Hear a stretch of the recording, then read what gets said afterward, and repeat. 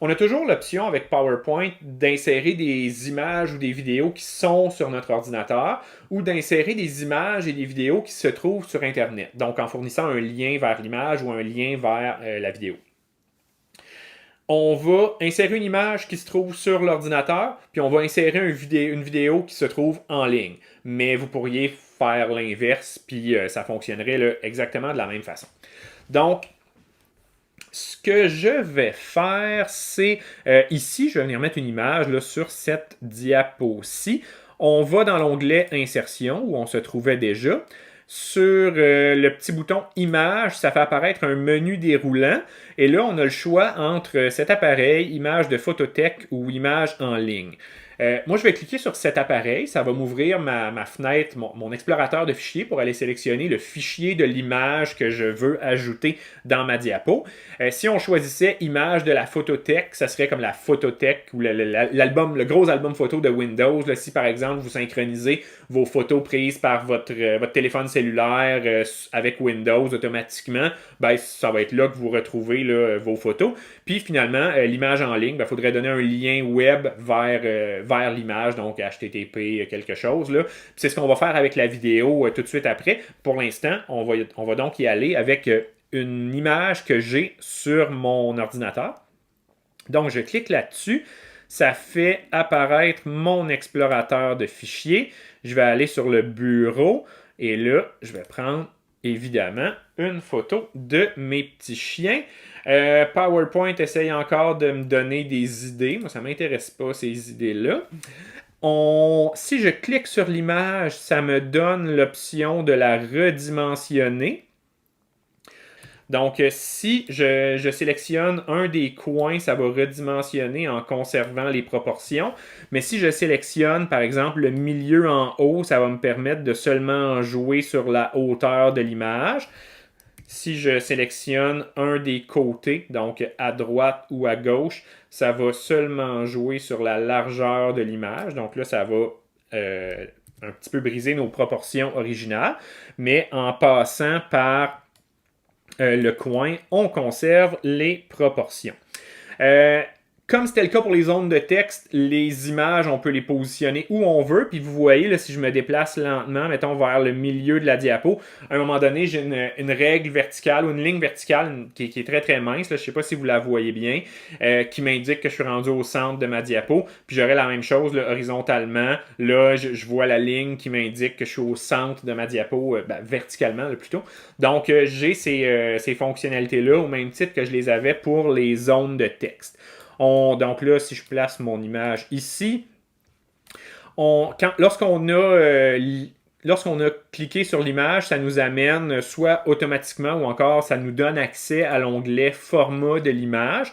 Le format de l'image, ce que ça va me permettre de faire, c'est de donner, par exemple, une bordure à mon image, un cadre, par exemple, où on pourrait choisir une couleur de bordure, on pourrait choisir de mettre de l'ombre à notre image, donc d'une ombre un petit peu fictive, là, évidemment, mais donc ça nous permet là, de venir jouer avec certains réglages d'affichage. Ensuite, la dernière chose que je veux voir avec vous aujourd'hui, c'est comment ajouter une vidéo à partir d'un lien YouTube, qui est comme le site principal où on retrouve des vidéos. On se retrouve sur YouTube.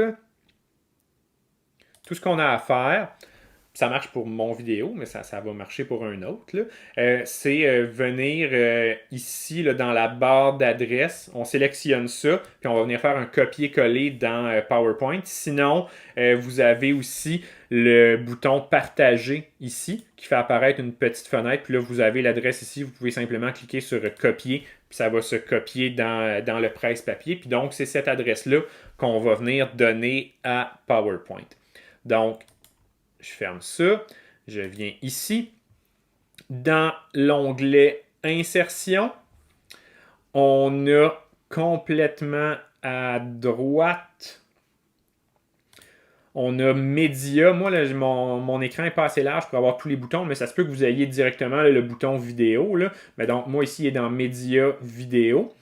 Si je clique là-dessus, ben, j'ai le même petit menu déroulant que ce que j'avais pour les images, ou approximativement le même. Donc, je pourrais choisir une vidéo que j'ai sur mon ordinateur ou encore une vidéo en ligne, là, qui est ce que je vais faire ici. Si je clique sur vidéo en ligne, ça m'ouvre la fenêtre de vidéo en ligne, un petit temps de chargement. Puis tout ce que j'ai à faire, c'est ici venir coller l'adresse YouTube de mon vidéo. Et là, PowerPoint va le retrouver sur YouTube. Je fais insérer comme ça ici. Il y a un petit délai. Et là, ça arrive. Ça a l'air... J'ai encore des idées de conception qui ne m'intéressent pas. Ça a l'air tout petit, là, mais encore là, il n'y a rien qui m'empêche de l'agrandir comme je le souhaite. Quand je le positionne sur ma page, j'ai les assistances à l'alignement. Là, comme là, ça me dit que je suis centré dans ma diapo. Et la qualité a l'air ordinaire, ça a l'air un petit peu flou, là, mais aussitôt que je vais appuyer sur play, la vidéo va jouer comme il faut. Et on peut le tester, comme ça ici. Je vais quand même me couper le son pour pas qu'il y ait de feedback, là, mais donc c'est moi qui parle. Et voilà, quand vous faites ça, de l'insertion de médias, que ce soit des images ou des vidéos, à partir d'une source qui est en ligne, il faut être conscient que ça va vous prendre un accès Internet au moment de faire votre présentation parce que la vidéo n'est pas stockée sur votre ordinateur, donc ça prend un accès Internet pour aller chercher le tout sur YouTube.